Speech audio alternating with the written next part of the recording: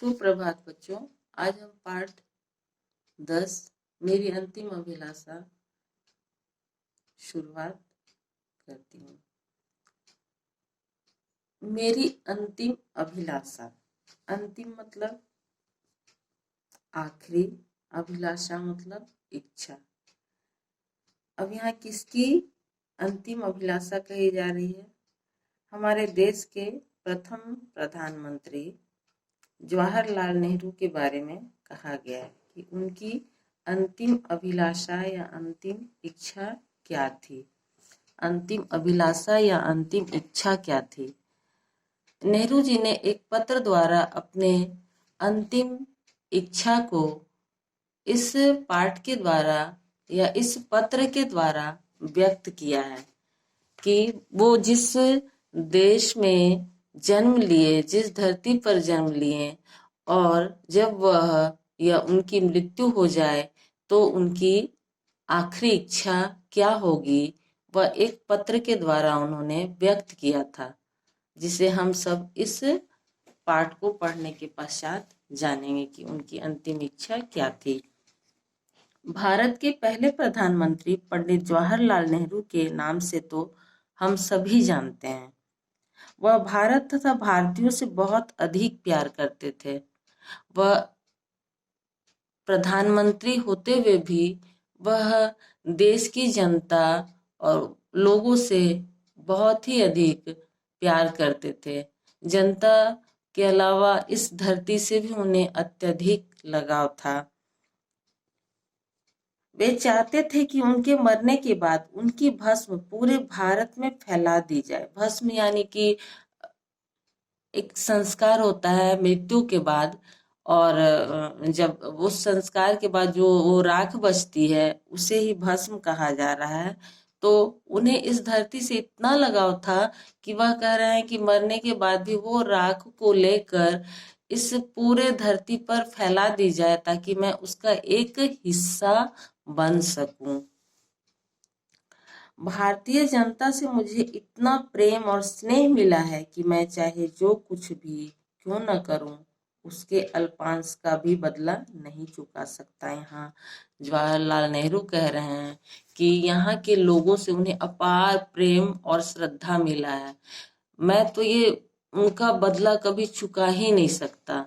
उसका कोई मूल्य, अमूल्य यानी कि उसका कोई मूल्य नहीं हो, जिसका कोई मूल्य नहीं हो, तो मैं इनके प्रेम के बदले कुछ भी नहीं चुका सकता।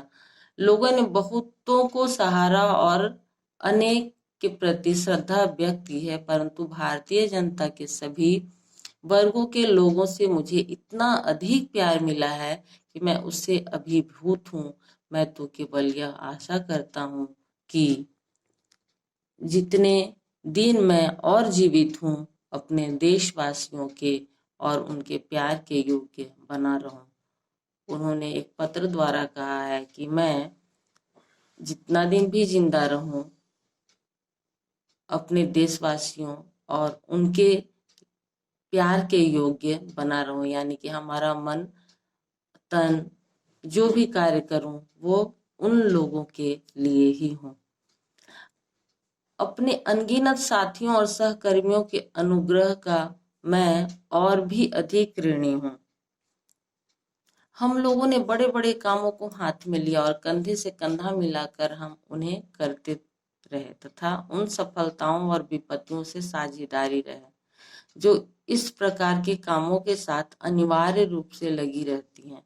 अब हम सब जानते हैं कि एक प्रधानमंत्री जो पूरा देश को चला रहा हो, उसके पास कितने काम होंगे और हर एक छोटे बड़े काम को करना कितना मुश्किल, उस निर्णय को तुरंत लेना कितना मुश्किल होता होगा।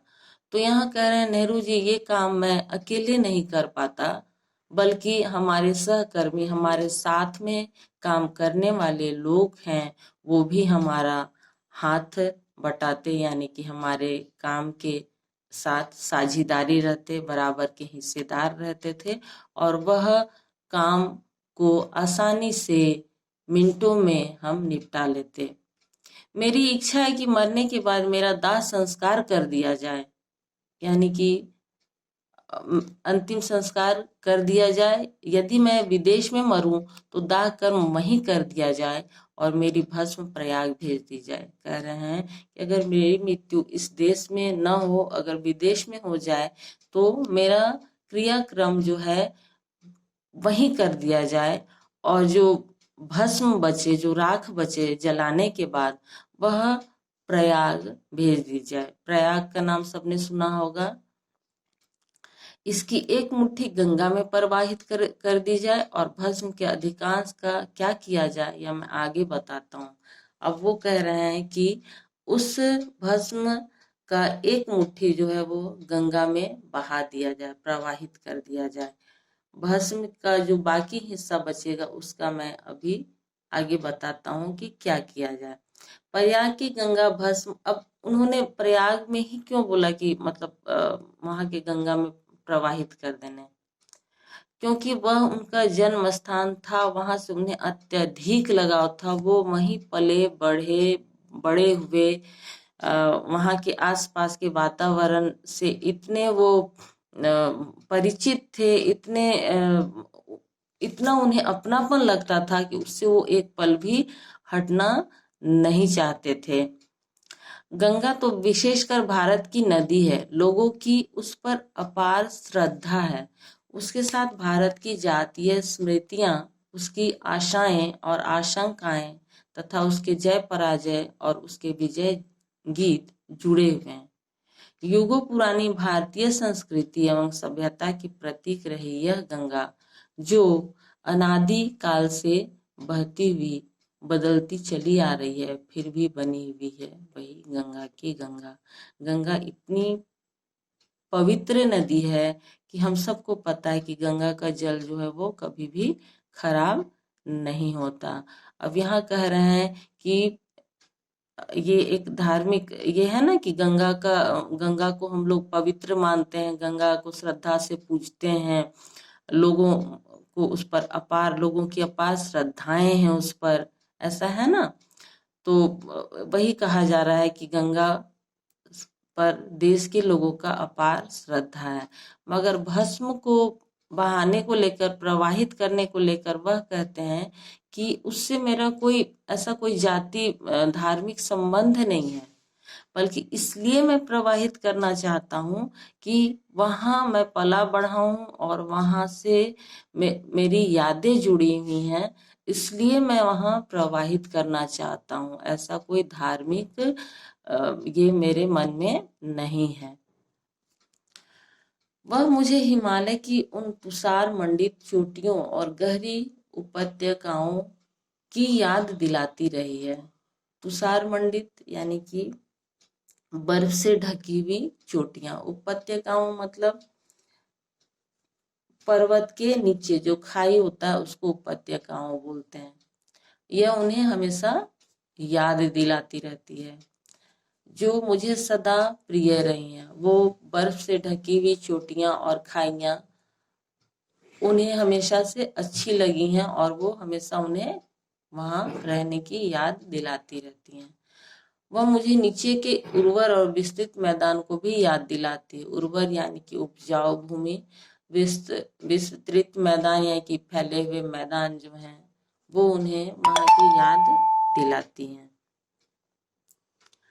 जहाँ मेरा जीवन ढाला है और जो मेरे जीवन के कार्य क्षेत्र रहे हैं, प्रभात की किरणों में मुस्कुराती और नाचती हुई शाम की घिरती आती परछाइयों के साथ, श्यामल उदास और रहस्यमयी बनी हुई शीत ऋतु में संक्रिय मंद एवं ललित धारा वाली वर्षा ऋतु में समुद्र का सा विस्तार तथा कुछ उसी की सी विनाशशीलता की शक्ति लिए भीषण गर्जना करती हुई गंगा मेरे लिए भारत के उस अतीत की प्रतीक और स्मृति रही है जो वर्तमान तक चला आया है।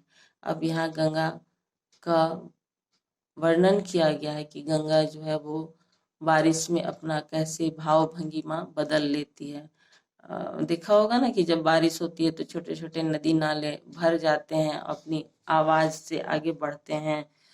तो उसी प्रकार उतनी बड़ी गंगा नदी जो है वो अपना रूप बदल लेती है कैसे जब बारिश होती है तो कभी अपना भयानक रूप ले लेती है और लगता है कि सारे दुनिया को उसमें समेट कर बहा कर ले जाएगी।